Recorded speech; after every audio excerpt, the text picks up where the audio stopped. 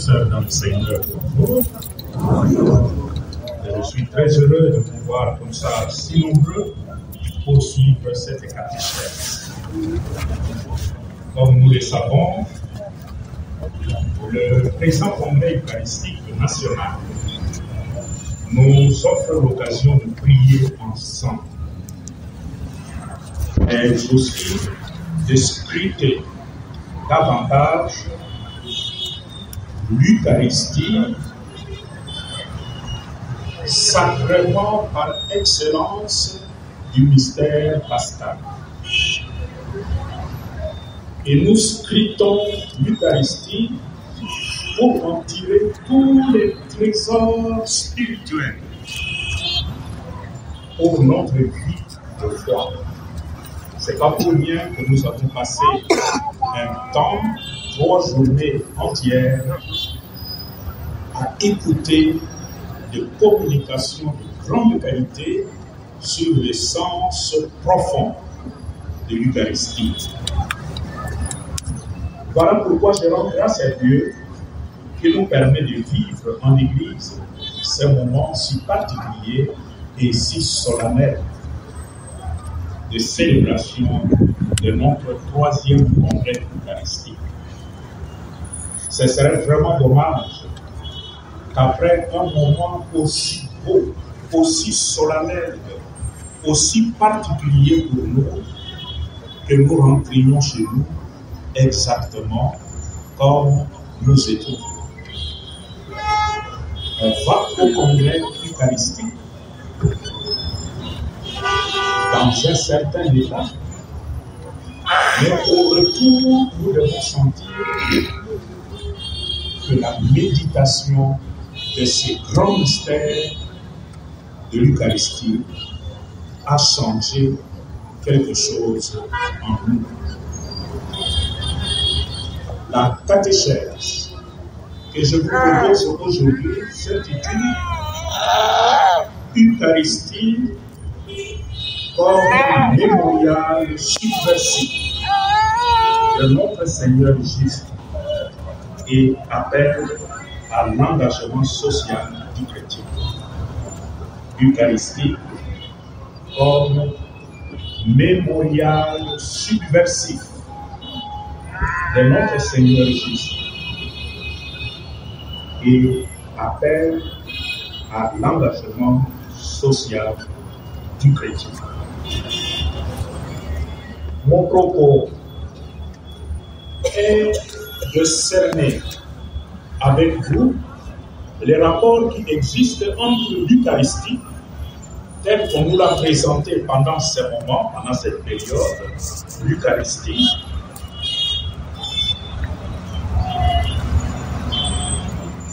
comme une mémoire.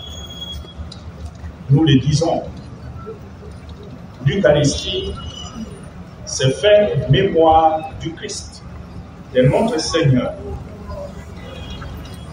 Quel est le rapport qui existe entre cette Eucharistie qui fait mémorial du Christ, ou mémoire du Christ, et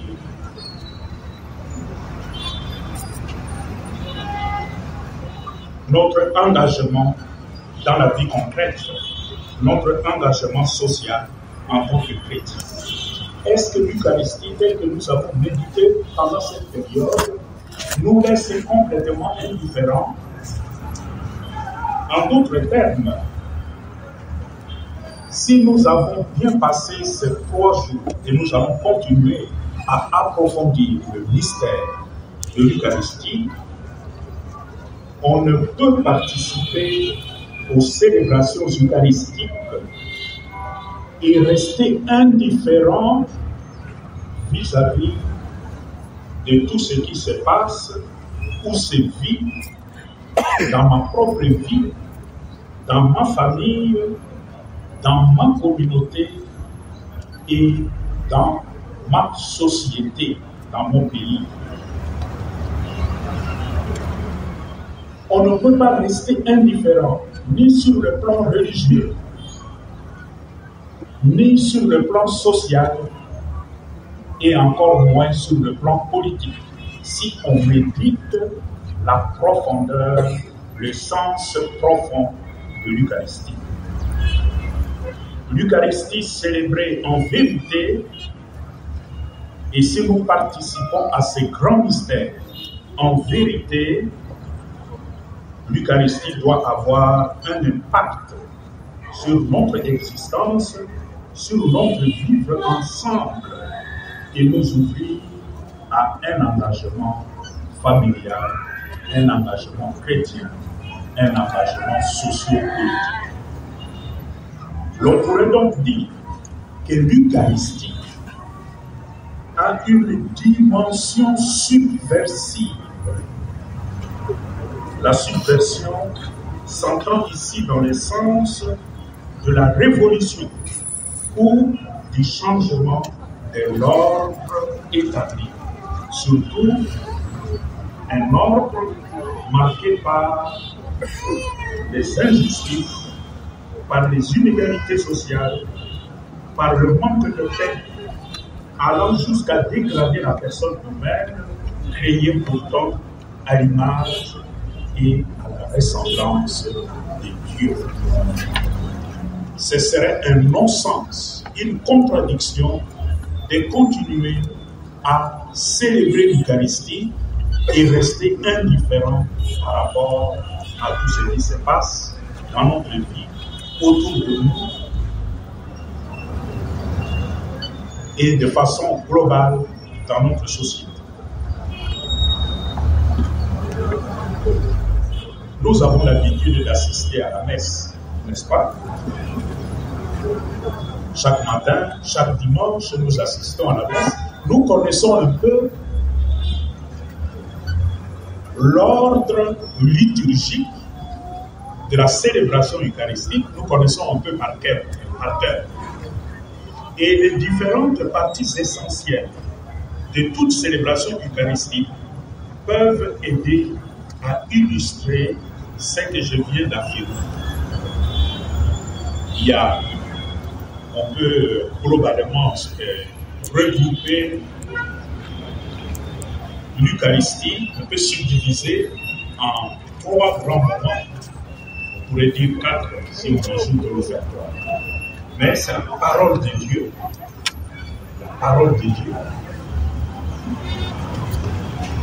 qui se conclut par l'homélie. Il y a l'offertoire, il y a la partie eucharistique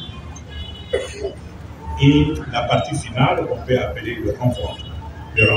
Et tout ça, ça a une certaine importance. L'écoute de la parole, quand nous commençons la messe, après l'introduction, l'écoute de la parole de Dieu pendant l'Eucharistie n'est pas un temps banal. L'écoute de la parole de Dieu, qui est la première partie,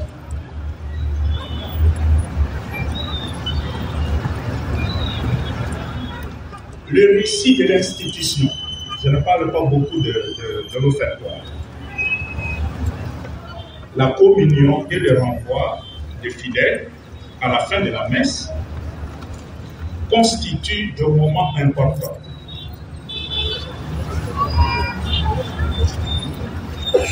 Je ferai juste un petit commentaire sur la parole de Dieu qu'on nous lit pendant la messe. Et je m'étendrai un peu plus sur le récit de l'institution comme mémorial subversif de notre Seigneur. D'abord, l'écoute de la parole de Dieu pendant la célébration eucharistique. Si c'est une messe ordinaire, on a vu une première lecture suivie de l'évangile et une petite exhortation. Si c'est une messe solennelle, on nous fait 2 lectures. Généralement, la première lecture tirée de l'Ancien Testament, la deuxième tirée du Nouveau Testament et l'Évangile. Et ça se termine par une homélie, un enseignement en bonne et due forme. La parole de Dieu que nous écoutons pendant la célébration eucharistique n'est pas une parole abstraite. C'est une parole qui est en contact direct avec la réalité de nos vies. Elle est toujours liée à des conditions historiques concrètes.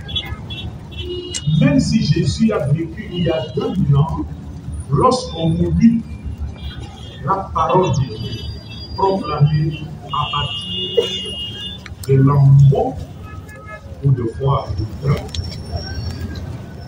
nous écoutons cette parole non pas comme une parole dite il y a 2000 ans, mais comme une parole qui est adressée à moi aujourd'hui et maintenant. C'est Dieu qui me parle. Souvent dans l'Évangile, Jésus se présente à nous comme l'anticipation du royaume des cieux. Jésus, quand nous l'écoutons dans l'Évangile, mais nous nous rendons compte que ce Fils de Dieu a anticipé ce à quoi nous croyons, ce que nous appelons le paradis. Le paradis. Ces mots, ces paroles, ces gestes anticipent ce à quoi nous croyons. Or, dans ce royaume que Jésus anticipe, ce sont les pauvres, les petits, les veuves et l'orphelin qui occupent la première place. On voit le souci de Jésus pour les petits, les pauvres, ceux qui souffrent, ceux qui sont marginalisés. Le salut apporté par Jésus est avant tout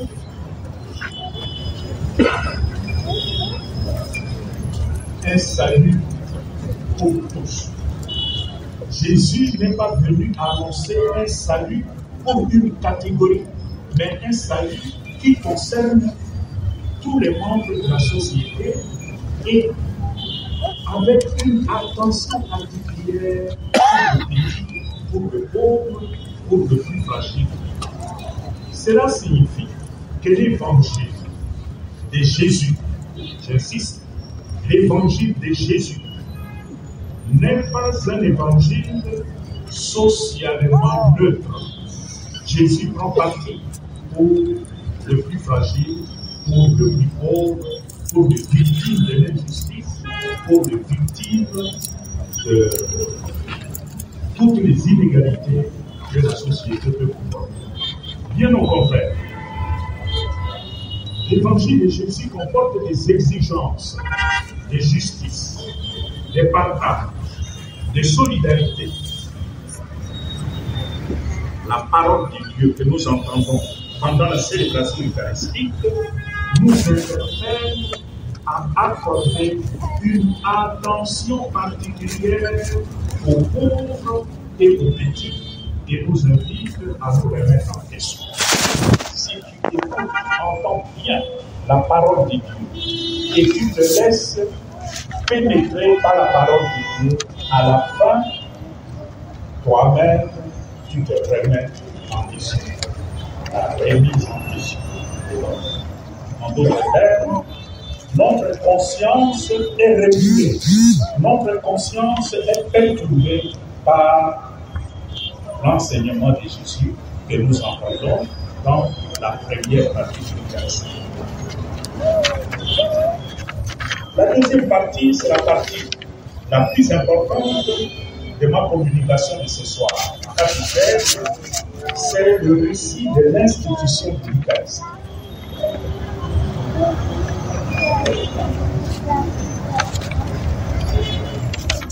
Même sans être prêts, nous connaissons tous le récit de l'institution par cœur. au moment d'être livré et d'entrer librement dans sa passion, Jésus prend le pain, il prit le pain, il rendit grâce, il le rompit et le donna à ses disciples en disant: prenez et mangez-en tous, ceci est mon corps livré pour vous. De même, après le repas, il prit la coupe. De nouveau, il rendit grâce et la donna à ses disciples en disant: prenez et buvez-en tous, car ceci est la coupe de mon sang, le sang de l'alliance nouvelle et éternelle, qui sera versé pour vous et pour la multitude en rémission des péchés. Vous ferez cela en mémoire de moi.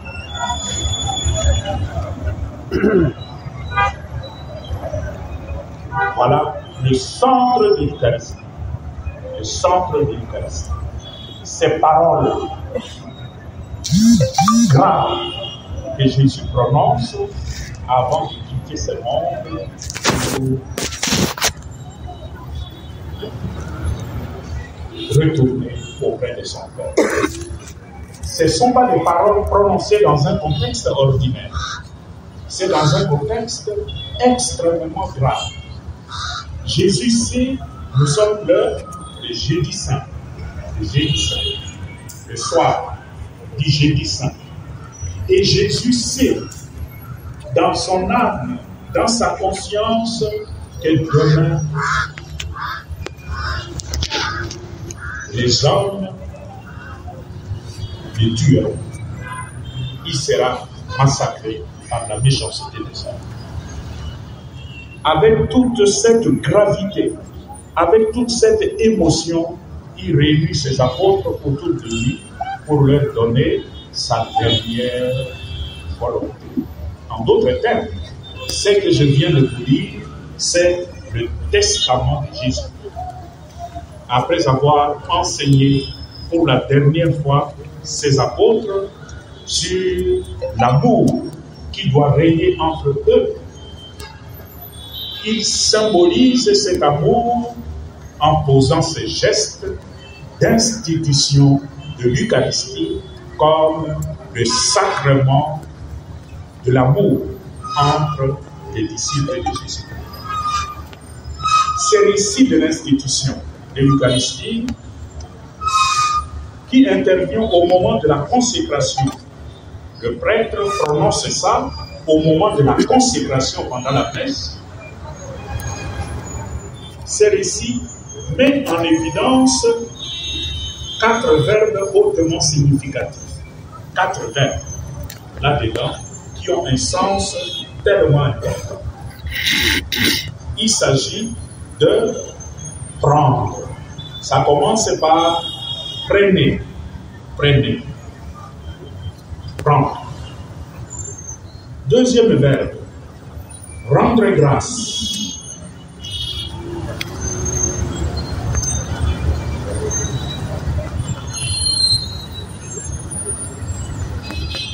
Rendre grâce. Troisième verbe, c'est rompre. Rompre. Aujourd'hui, dans la liturgie, le prêtre ne rompt pas le pain pendant qu'il prononce cette parole. Mais à l'origine, le prêtre rompait le pain à ce moment-là. Maintenant, on rompt le pain à quel moment? À la communion, pratiquement. Quand on s'approche de la communion après l'Agnus Dei, le prêtre rompt le pain. Mais normalement, il devait le rompre pendant cette période. Et le quatrième verbe qui marque ces récits, c'est donner. Rendre grâce, rompre et donner. Ces 4 verbes indiquent que le pain eucharistique est à la fois don de Dieu C'est Jésus qui dit, prenez le pain eucharistique n'est pas mon pain, ce n'est pas le pain du prêtre, c'est un pain reçu. Il reçoit ce pain de Jésus-Christ.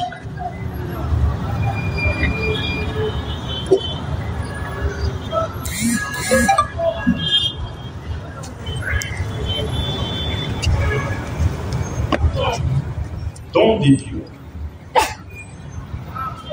Et quand on reçoit ces dons qui viennent de Dieu, naturellement, on rend grâce.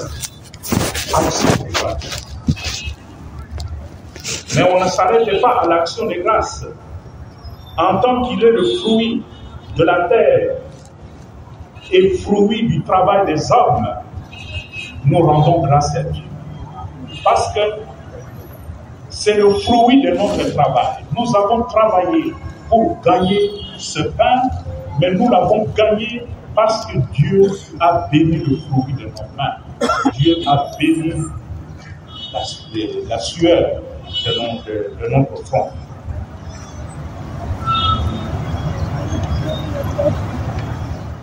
Mais il faut le rompre. Il ne faut pas le garder comme ça ou le manger en entier. Le pain eucharistique qu'on te donne n'est pas un pain que tu dois manger toi tout seul. Il faut d'abord commencer par le rompre. Il faut le rompre et le partager avec les autres. Ce pain est donné à nous tous. C'est un pain qui n'est pas donné à une certaine catégorie. Il est donné pour être partagé et non pour le garder pour soi. Ainsi, prendre signifie travailler, fournir un effort pour obtenir le pain, qui est le don de Dieu, mais il faut t'engager, il faut travailler pour ça. Rendre grâce signifie reconnaître que tout vient de Dieu. Et c'est Dieu qui nous donne tout ce que nous avons aujourd'hui. Je dois travailler, mais après tout, c'est Dieu qui bénit le fruit de mon travail. Autrement dit, le pain ne doit pas être considéré seulement comme produit du travail humain. Même si j'ai beaucoup travaillé pour gagner le pain ou gagner quelque chose dans ma vie, je dois d'abord considérer que le pain est le résultat d'une conquête. Le pain n'est pas un résultat d'une conquête, mais aussi et fondamentalement comme don gratuit qui vient de Dieu. L'action de rompre, qui est fondamentalement liée à celle de donner, signifie l'élan du partage, l'élan du partage, de la distribution avec les autres. Et tout ça, c'est contenu dans ces récits de l'institution de l'Eucharistie. Elle prolonge en quelque sorte le mouvement du don reçu. Puisque moi-même j'ai reçu de Dieu, je dois aussi rompre et le donner, partager avec mes frères et sœurs, de telle sorte qu'il n'y ait pas de malheureux dans notre famille, qu'il n'y ait pas de pauvres dans notre communauté.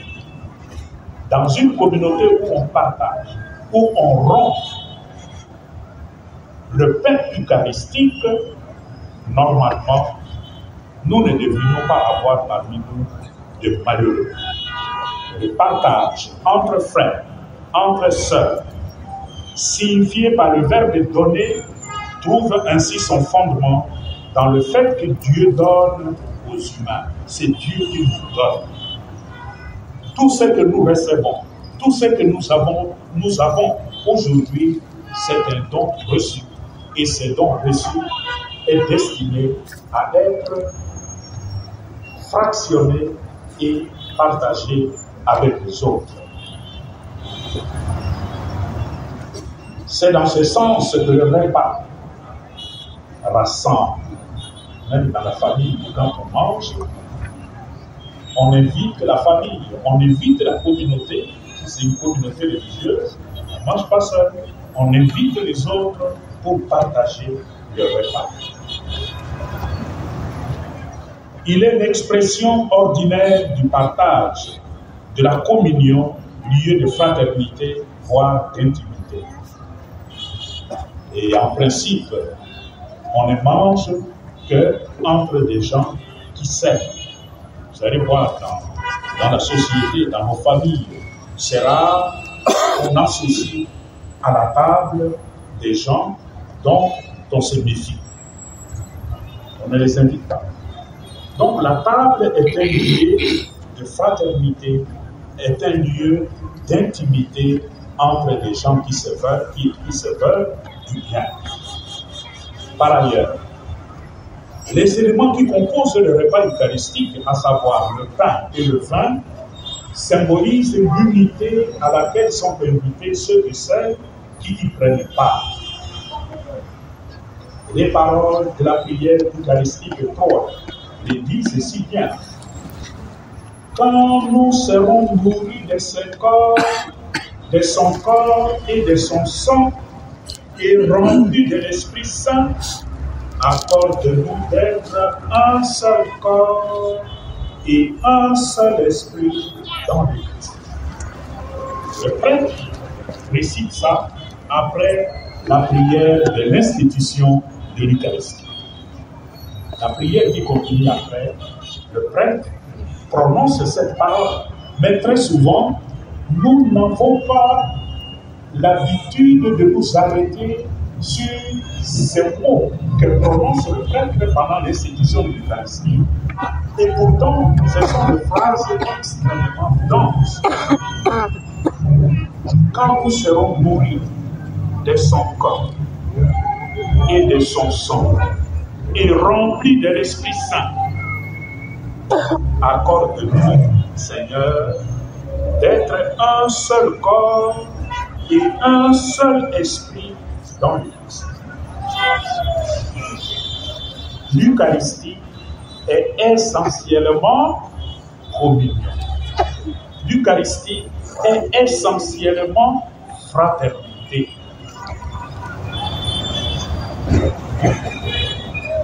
À travers l'Eucharistie, le chrétien reçoit le mystère de l'unité pour qu'il devienne artisan de la paix.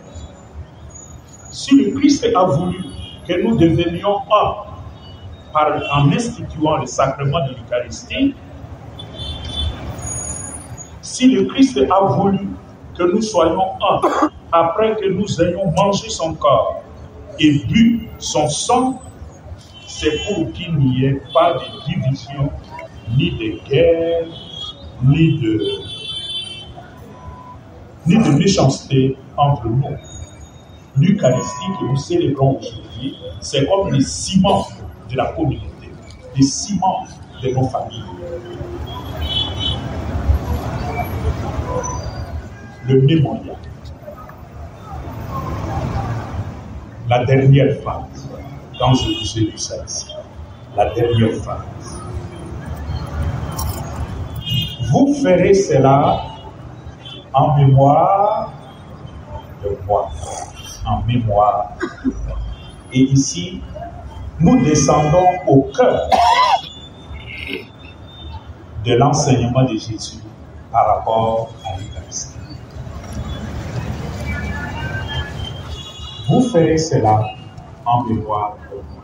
En d'autres termes, faites cela en mémoire de moi. 1 Corinthiens 11, 24, 25. Au moment d'instituer l'Eucharistie, le Seigneur a demandé à ses disciples de faire ces mêmes gestes en mémoire de lui. Quand le prêtre célèbre l'Eucharistie, avec les contenus que je viens de donner en termes de ciment de communion entre les hommes, Jésus dit, faites-le en mémoire de moi. Vous ne pouvez pas célébrer l'Eucharistie sans vous référer à Jésus. L'Eucharistie est de toute évidence le mémorial de la passion, de la mort, de la résurrection de Jésus. On fait mémoire dans l'Eucharistie non seulement de ce qui s'est passé le jeudi saint, mais aussi du sacrifice de Jésus sur la croix le vendredi saint, mais aussi sa résurrection le jour des Pâques. Tout ça, c'est concentré dans l'Eucharistie. Faites mémoire de moi. Donc, nous faisons mémoire des événements qui se sont passés le jeudi saint, le vendredi saint et le jour de la résurrection. Or, ce sacrifice n'est pas un acte isolé. Nous ne pouvons pas méditer sur les événements qui se sont passés le jeudi saint, le vendredi saint et le matin de Pâques sans nous référer à ce qu'était Jésus avant le jeudi saint.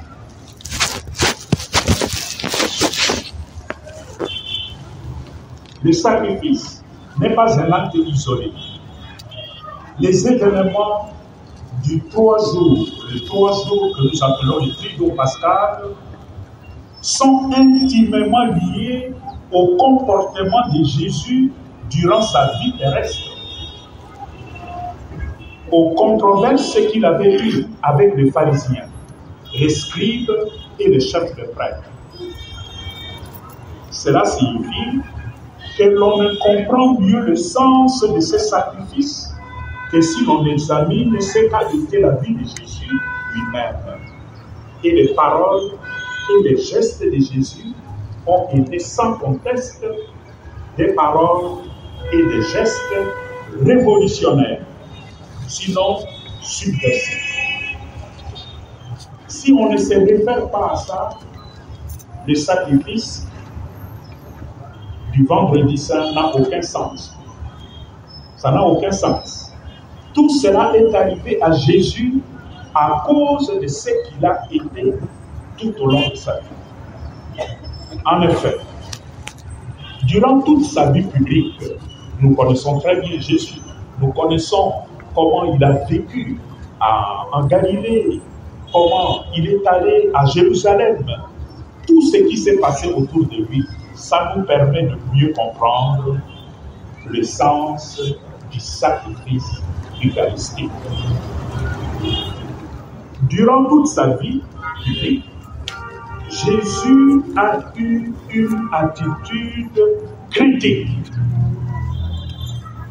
Je dis bien, toute la vie de Jésus, Jésus a eu une attitude critique vis-à-vis de ce que l'on pouvait considérer comme l'ordre établi. L'ordre établi. À l'époque de Jésus, Jésus n'était pas un conformiste. Jésus n'était pas un amorphe qui se contentait de ce qui se faisait au nom de l'ordre établi. Jésus avait développé une attitude critique. Et il était critique vis-à-vis des pratiques religieuses de son temps et des comportements de ceux qui le faisaient passer, qui se faisaient passer pour des justes, pour les guides du peuple. Jésus était extrêmement critique vis-à-vis d'eux. Il a mené une lutte acharnée contre l'injustice à son temps. Il a mené une lutte, un combat sans merci contre l'exclusion, contre l'hypocrisie.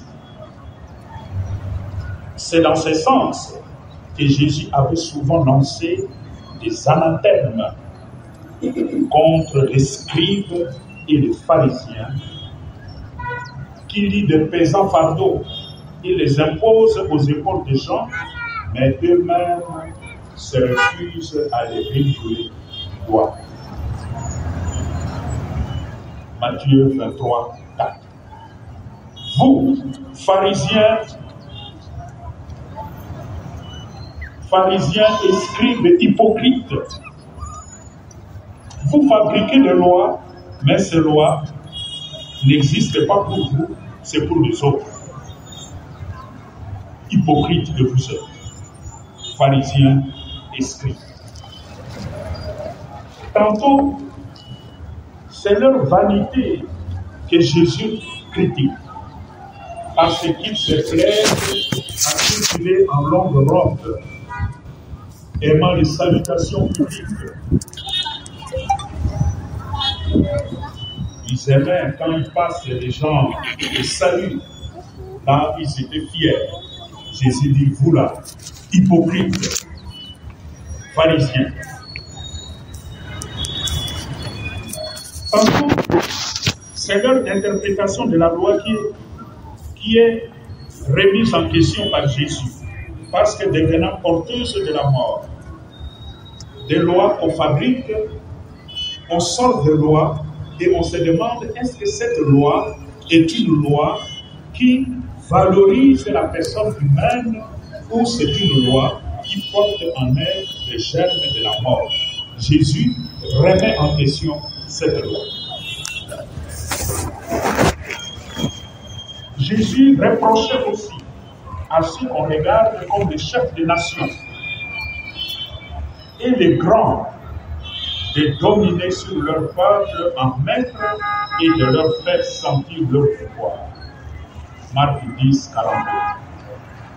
Dans le même sens, Jésus a eu aussi plusieurs controverses avec les pharisiens, les scribes et les chefs de prêtres. Cela lui a valu de nombreuses attaques et menaces de mort. Tant son agir leur paraissait subversif. Et Jésus était de fait un subversif du point de vue du pouvoir. Le pouvoir politique de son temps et le pouvoir religieux de son temps. Jésus était un subversif. On lui reprochait notamment le fait qu'il se disait fils de Dieu et qu'il pardonnait le péché, se faisant ainsi l'égal de Dieu. On n'admettait pas qu'il mange et fasse bon accueil aux publicains et aux pécheurs. Quand il allait chez les pécheurs et les publicains, les gardiens de l'ordre établi considéraient que celui-là, il doit être le fils de Belzéboul. S'il est le fils de Dieu, comment il peut manger avec les pécheurs? Le fils de Dieu, il doit briller par sa sainteté. Comment il peut manger avec des prostituées? Comment il peut fréquenter des gens qu'on considère comme des exclus de la société? Mais c'est surtout la liberté face à la loi qui avait beaucoup énervé les gens à l'époque de Jésus. Jésus prenait une certaine liberté par rapport aux lois qu'il considérait comme des lois injustes et qui n'avaient comme unique vertu que de maltraiter une partie de la société. Jésus ne se conformait pas toujours à certaines prescriptions. Il guérissait les malades le jour du sabbat. Ça, nous le savons. Or, c'était interdit. Le jour du sabbat, un Israélite, un juif authentique, ne devait pas travailler. Or, Jésus guérit les malades le jour du sabbat. Il s'est passé du jeûne et des ambitions de lavement de main avant le repas. Or, pour le juif, c'était scandaleux. Jésus ne se sentait pas concerné ou obligé par toutes ces pratiques. Il se sentait libre. Et plus grave encore, Jésus est allé jusqu'à supprimer certaines dispositions de la loi. Nous les lisons aujourd'hui avec vous, mais nous ne nous arrêtons pas sur ce que cela a coûté à Jésus. Quand lui-même parle, il dit Vous avez entendu qu'il a été dit, œil pour œil et dent pour dent. Eh bien, moi, Jésus, je vous dis, vous avez entendu ça, c'est ça la loi. Mais moi, Jésus, je vous dis, de ne pas tenir tête aux méchants. Au contraire, quelqu'un te donne-t-il un soufflet sur la joue droite, tends-lui encore l'autre. Matthieu 5, 38, 38. Vous avez entendu qu'il a été dit, mais moi Jésus, je vous dis. La liberté de Jésus par rapport à tout ce que lui considère comme des prescriptions, comme des lois injustes et des lois qui ne favorisent pas l'émergence de cette communion qui doit exister entre les enfants de Dieu. Si une loi est injuste, Jésus remet les œuvres. En recourant à un texte du prophète Isaïe, c'est Jésus qui attribue le texte d'Isaïe en disant « L'Esprit du Seigneur est sur moi, parce qu'il m'a conféré l'onction pour annoncer la bonne nouvelle aux pauvres. Il m'a envoyé proclamer aux captifs la libération et aux aveugles le retour à la vie. Renvoyer les opprimés en liberté, proclamer une année d'accueil par le Seigneur. Luc 4, 18 à 19. Au niveau de la conscience de Jésus, les choses étaient très claires. C'est cette mission que Dieu, le Père, m'a confiée. Je suis venu au monde pour annoncer cette bonne nouvelle qui n'est pas seulement une annonce en parole, mais qui doit être suivie de faits. C'est-à-dire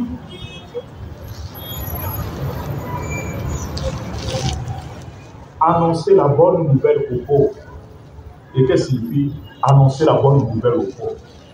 C'est dire aux pauvres, à partir de maintenant, votre misère est terminée. Et je suis venu m'engager pour que votre misère, votre pauvreté se termine. C'est ça ma mission. C'est pour cela que Dieu le Père m'a envoyé. Il m'a envoyé pour aller en prison et dire aux prisonniers, terminé. À partir de maintenant, vous êtes libres. Vous êtes libres. Dire aux aveugles, on n'a même pas besoin de le dire. Ils constatent seulement qu'ils commencent à voir.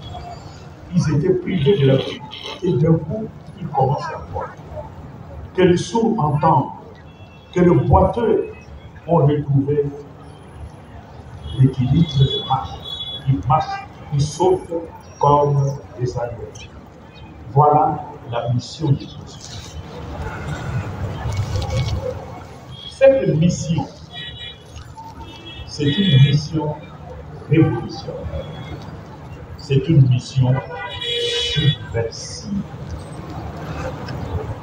Ce qu'on peut retenir de cette déclaration de Jésus, c'est avant tout le caractère indéniablement social de la mission que le Père lui a confiée. Et c'est ça que nous célébrons dans l'Eucharistie. Certes, Jésus a été mandaté par l'Esprit du Seigneur, qui pour cela l'avait oint. Jésus a été oint. Mais le message central demeure l'annonce de la justice et de la miséricorde. Je suis venu pour annoncer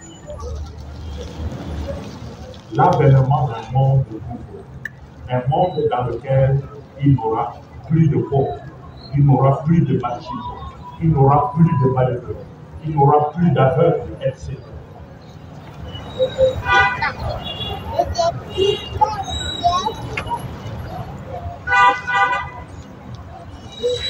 le message central demeure l'annonce de la justice et de la miséricorde qui sont les attributs de Dieu.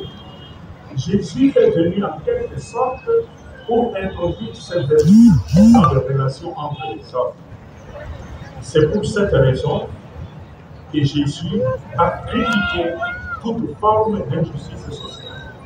Parce que toute forme d'injustice sociale contredit la mission de Jésus, retarde la mission de Jésus. Je suis venu établir ce monde nouveau, mais ce que je vois dans la société est une contradiction. Et Jésus s'oppose à ça. Jésus est venu en quelque sorte pour introduire ses vertus dans les relations entre les hommes. C'est pour cette raison qu'il a critiqué toute forme d'injustice sociale, d'oppression, de méchanceté. Mais il a aussi annoncé la miséricorde.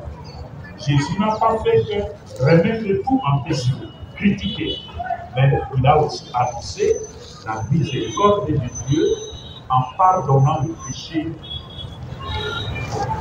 Et par le miracle qu'il a multiplié, qu'il avait accompli, il a montré que Dieu est miséricordieux.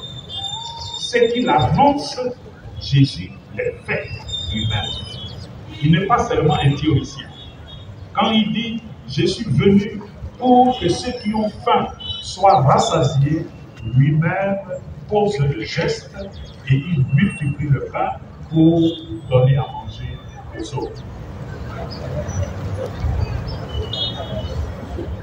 Une telle attitude de Jésus ne pouvait passer que pour une subversion. Pour ceux qui étaient au pouvoir à l'époque de Jésus,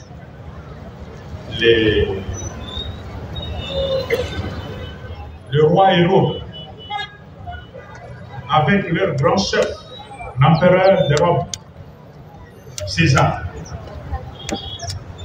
ces comportements de Jésus ne pouvaient passer que pour un comportement subversif du point de vue politique,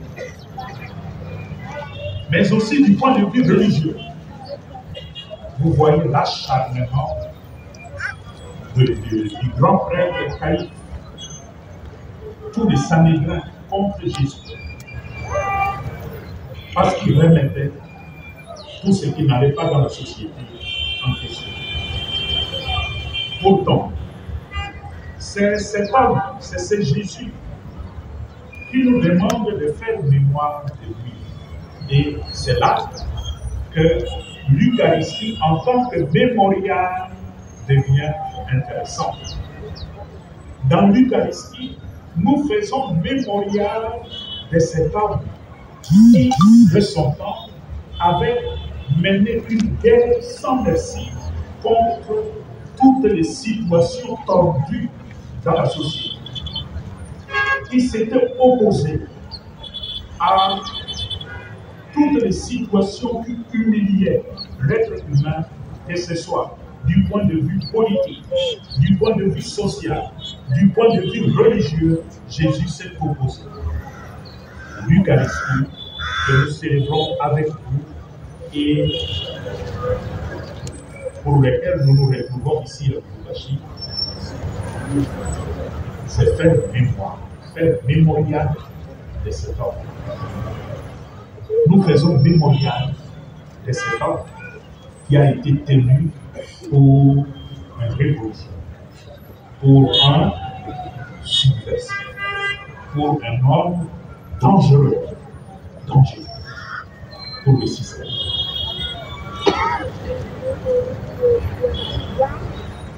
Il nous demande dans l'Eucharistie, à la fin de l'institution, il dit « Vous ferez cela en mémoire de moi. » En mémoire de moi. Ce n'est pas un autre Jésus, c'est celui-là. C'est Jésus révolutionnaire. Nous faisons mémoire de lui. L'Eucharistie qui est le sacrement par excellence, qui est le sacrement des sacrements, est effectivement mémorial de Jésus. Nous faisons mémorial de Jésus. Et nous faisons mémorial de Jésus dans ses paroles comme dans ses gestes, dans ses actes. Aussi, dans ses attitudes, nous faisons mémorial des paroles de Jésus, des gestes de Jésus, des attitudes, tout ce qu'il a fait, nous faisons mémorial. En d'autres termes, nous actualisons tout ce que Jésus a fait. Cela signifie pour nous aujourd'hui qu'il ne s'agit pas de nous limiter simplement à la répétition des faits et gestes de Jésus au moment de la scène. Il s'agit surtout de faire mémoire ou d'actualiser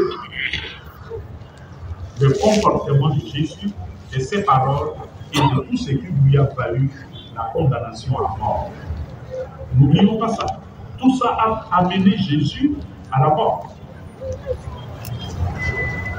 Dans ce sens, frères et sœurs, et c'est très important, dans ce sens, célébrer l'Eucharistie,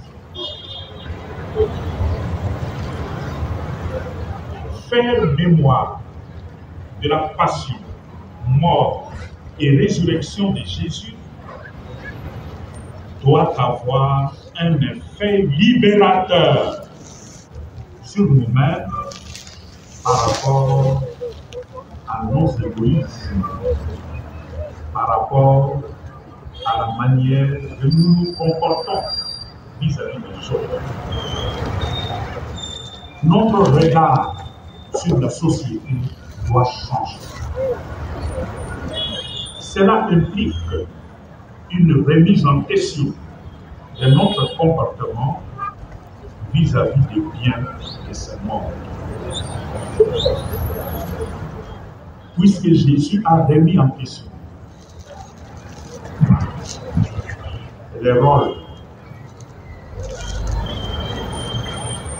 la puissance de l'argent, ce qu'il appelle lui-même dans la vie, il faut savoir choisir entre Dieu et qui?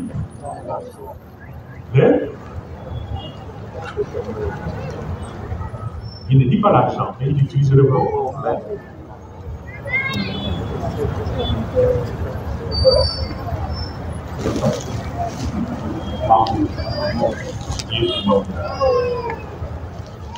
Dans votre vie, il faut savoir choisir. Où c'est Dieu, où c'est maman. Or, aujourd'hui, qu'est-ce que vous voyez? Dans notre société, il y a ces grands personnes. Tout le monde court derrière maman. Et on a oublié l'essentiel des enfants.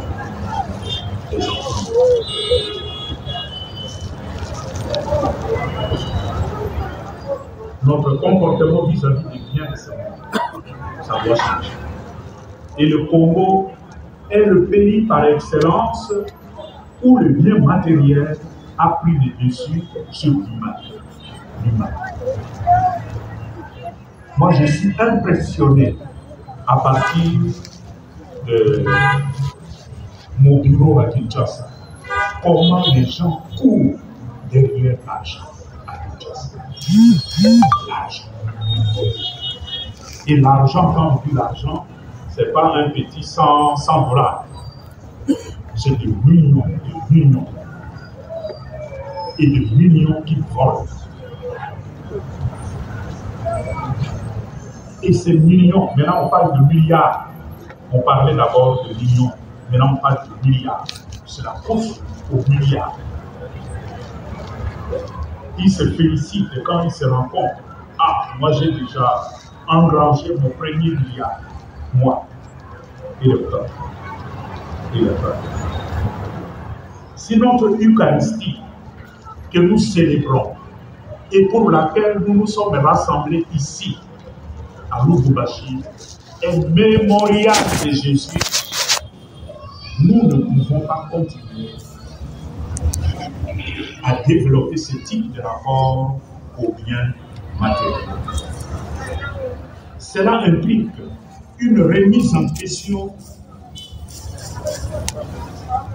de notre analyse des faits sociaux, la société, ce qui se passe dans la société. Car on ne peut célébrer l'Eucharistie,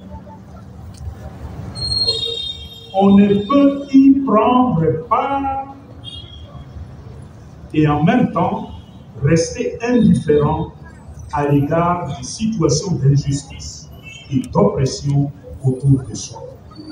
Quel sera le sens de votre Eucharistie? Jésus avait toujours été ému de compassion devant la souffrance humaine. Or, faire mémorial, c'est adopter le cœur de Jésus, c'est adopter les sentiments de Jésus vis-à-vis du mystère.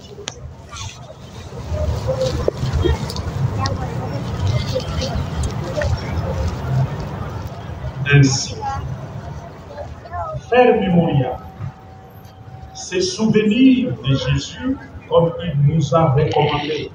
Vous ferez cela en mémoire de moi. C'est souvenir de Jésus. Faire tout en mémoire de lui signifie aussi acquérir les vertus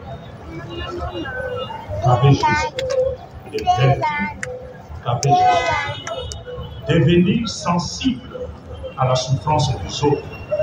En d'autres termes, la mémoire de Jésus exclut toute forme d'indifférence face à la misère de nos frères et de nos sœurs. Continuez à assister à la messe, au sacrifice eucharistique et manger le corps du Christ tout en restant indifférent à la misère des autres, c'est faire un affront à Jésus. Dans la même perspective, comme il s'agit de faire mémoire de celui qui a appelé à la libération des opprimés, à la justice pour les pauvres, les petits et les défavorisés, célébrer l'Eucharistie implique aussi un engagement social pour le bien de tous. Un tel engagement ne peut être qu'empreint de partialité, de parti pris en faveur des pauvres. Il s'agit de suivre l'exemple de celui-là qui s'est toujours mis du côté du groupe défavorisé, en s'identifiant aux catégories du bas de l'échelle sociale, de pauvres. Il ne s'agit pas de devenir pauvre, mais il s'agit de prendre la cause des pauvres pour qu'il n'y ait plus de pauvres parmi vous, qu'il n'y ait plus de pauvres chez vous. Et pour cela, nous avons à nous engager, comme Jésus l'a fait. On le voit. La mémoire de Jésus interdit toute forme de neutralité politique.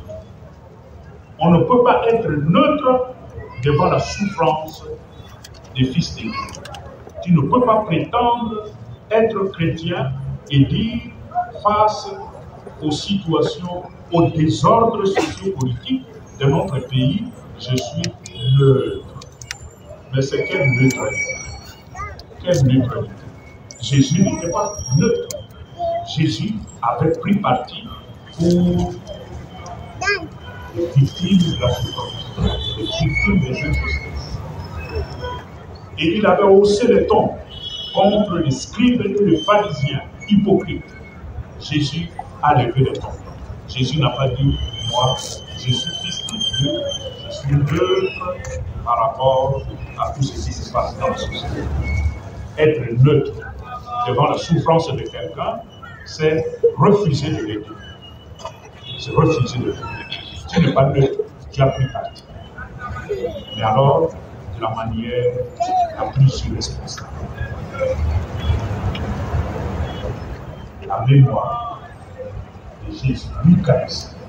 Ces grands mystères que nous célébrons ne peut que nous inviter à ouvrir l'œil et le bon pour regarder, voir, entendre, comprendre ce qui se passe et prendre parti pour le bien.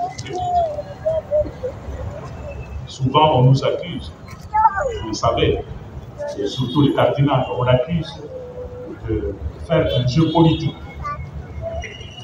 Il dit, ah, mais pourquoi ils se mettent de la politique? Les cardinals ne se mettent jamais de la politique. Il a un parti politique. Et son parti politique, c'est quoi? Le peuple. Celui qui sert la cause du peuple est notre ami.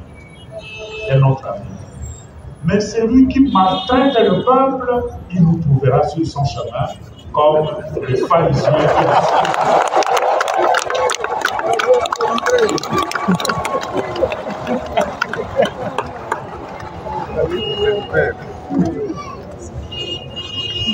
Enfin, et je termine, le renvoi à la fin de la messe.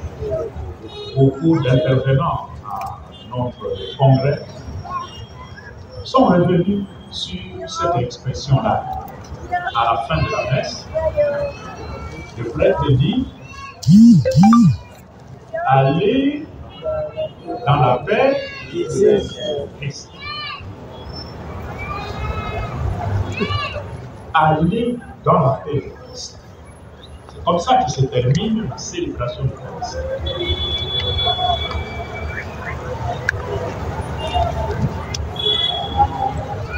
Cette formule de renvoi nous rappelle sans doute le précepte missionnaire que Jésus a laissé à ses disciples au moment de s'en aller vers son Père.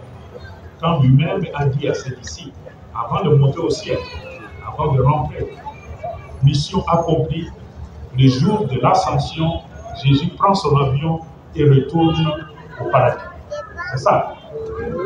Mais avant de prendre son avion, il dit à ses disciples, allez de toutes les nations, faites des disciples, les baptisant au nom du Père et du Fils et du Saint-Esprit.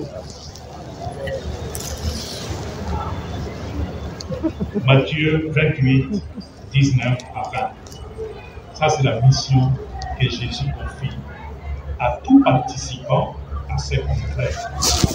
Après avoir entendu, médité la profondeur du message contenu dans ce grand sacrement, qui est le sacrement des sacrements, Jésus te dit, va, je t'envoie comme missionnaire.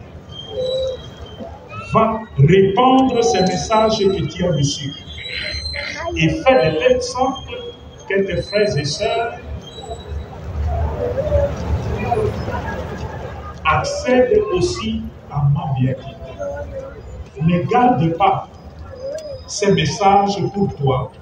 Va et partage avec les autres afin que les autres, eux aussi, puissent entrer dans mon intimité. C'est la dimension missionnaire. Le prêtre te renvoie, non pas pour rentrer à la maison, manger un bon repas et te reposer. Le prêtre te renvoie en mission. Allez dans la paix de Christ. Tout ce que vous avez entendu, tout ce que vous avez vu, tout ce dont vous avez été témoin pendant le mystère eucharistique, allez le répandre, allez le rapporter aux autres. Ainsi, le mystère eucharistique est essentiellement, ce sacrement est essentiellement mémorial. L'Eucharistie est essentiellement mémorial. mais mémorial subversif. C'est la mémoire d'un subversif. Et si Jésus lui-même était un subversif, ses disciples, s'ils sont de vrais imitateurs de leur maître, ne peuvent être que des subversifs. Voilà pourquoi ma communication, je l'ai intitulée Eucharistie comme mémorial subversif de notre Seigneur Jésus-Christ qui appelle à l'engagement social du chrétien. Et je vous remercie.